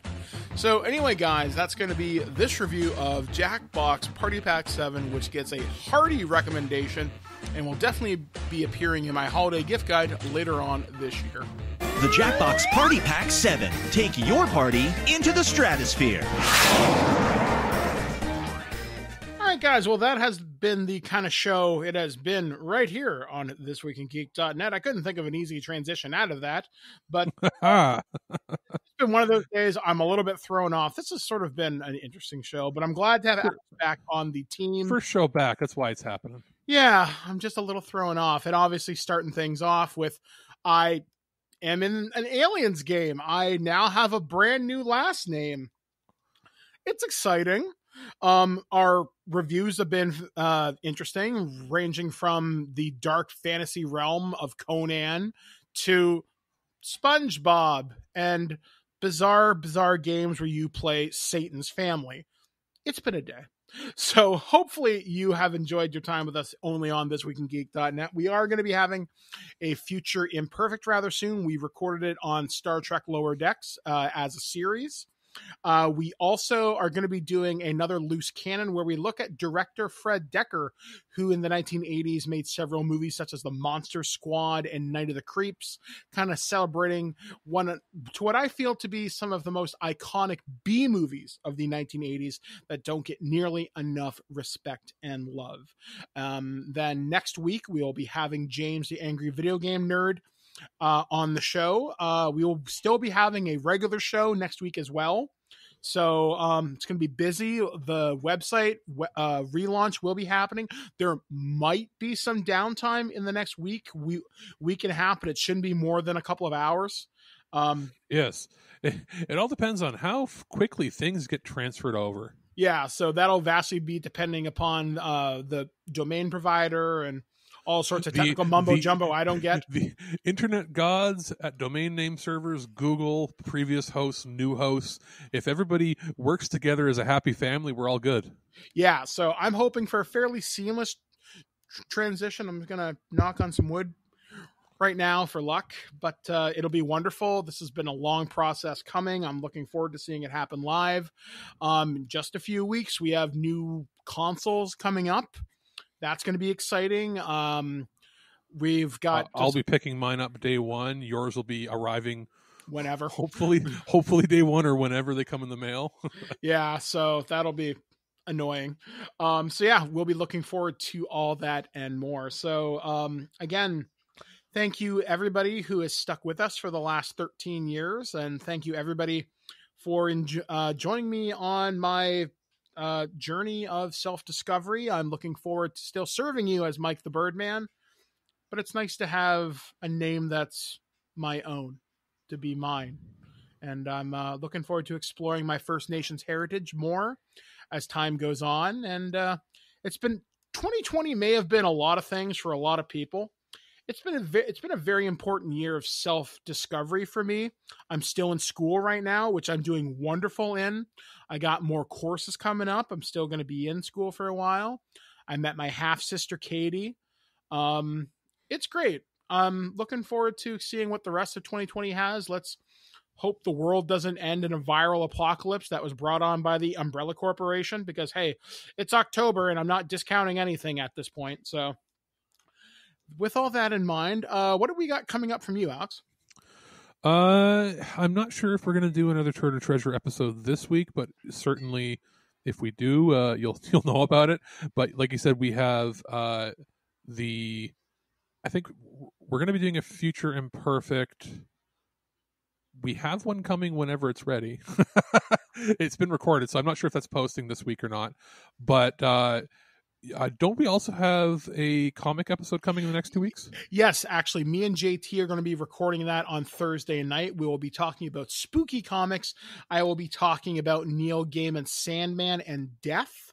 I will be talking primarily about the audio drama, but I'm going to be reading Death, Time of Your Life, and Death, The High Cost of Living. I was able to check out both of these comics from my local library, so I will be talking about those on the show.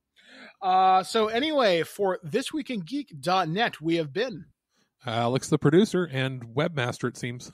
And I am Mike the Birdman saying, be excellent to each other, and happy birthday to me. I will talk to you guys again next week, only on ThisWeekInGeek.net. Well, that's our show. All right, here's the deal. Every time you watch my show, I will send you $40. Checks will not be honored. You've been listening to This Week in Geek, your source for guaranteed nonsense or your money back. Tune in next week for more info on the most important things you didn't need to know. Check out our website at ThisWeekInGeek.net and subscribe to our podcast through iTunes or any podcatcher.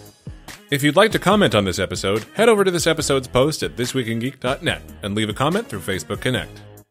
Follow us on Twitter at ThisWeekInGeek.net and follow our Instagram at twig_official_podcast. Social media not your thing? Send us an email at feedback@ThisWeekInGeek.net. We'll see you next time, and remember, lower your shields and surrender your listenership. Just when you think this show is terrible, something wonderful happens. What? It ends. I have to go. Somewhere there is a crime happening.